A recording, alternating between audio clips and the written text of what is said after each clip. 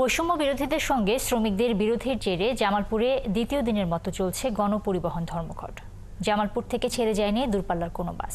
বন্ধ রয়েছে জামালপুর ময়মনসিংহ, ঢাকা এবং জামালপুর টাঙ্গাইল ঢাকা রুটের বাস চলাচল। এতে দুর্ভোগে পড়েছেন যাত্রীরা। বাস, মিনিবাসের পাশাপাশি সকাল থেকে পণ্যবাহী ট্রাক পরিবহনও বন্ধ রয়েছে। এদিকে রাজীব বাস বন্ধ সহ ৬ দফা দাবিতে বিক্ষোভ করেছে বৈষম্য বিরোধী ছাত্র আন্দোলনের নেতাকর্মীরা। আনসারি সুমনের তথ্য ও ছবিতে প্রতিবেদন।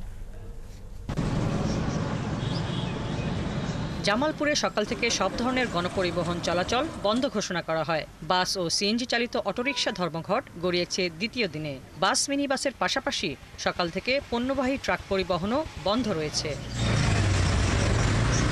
দুদিন ধরে বাস চলাচল বন্ধ থাকায় জামালপুরের সাথে সারা দেশের সড়কপথের যোগাযোগ বিচ্ছিন্ন হয়ে গেছে। পূর্ব ঘোষণা ছাড়া হঠাৎ ধর্মঘট ডাকায় দুর্ভোগে পড়েছেন যাত্রীরা। বাস এবং সিএনজি কোনো কিছু আমরা পাচ্ছি না। যাত্রীরা ভোগান্তিটা করছে যে তারা হচ্ছে যে ঢাকায় স্বতঃস্ফূর্তভাবে তারা যেতে পারবে না, পারছে না। আমাদের নিরাপত্তার কারণে আমাদের জীবনের ঝুঁকির কারণে আমরা বাস বন্ধ রাখছি। শ্রমিক ইউনিয়নের নেতারা জানান, সড়কের নিরাপত্তা, বাস শ্রমিকের ওপর হামলাকারীদের গ্রেপ্তারের দাবিতে এই ধর্মঘট ডাকা হয়।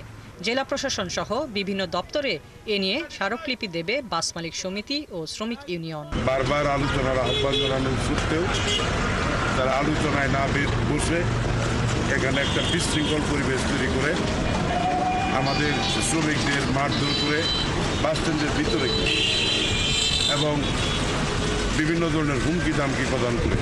এদিকে জামালপুরের বৈষম্য বিরোধী ছাত্র আন্দোলনের নেতা বলেন, ৬ দফা দাবি শুধু তাদের একার নয়, এটি জনগণেরই দাবি।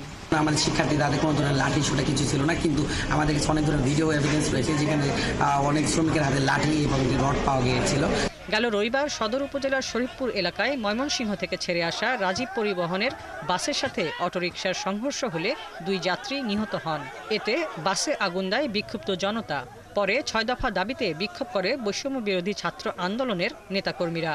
এ পরিপ্রেক্ষিতে বাস মালিক ও শ্রমিকরা এই ধর্মঘটের ঘোষণা দেয়। হাসিবা আলী বর্ণা, ৭১।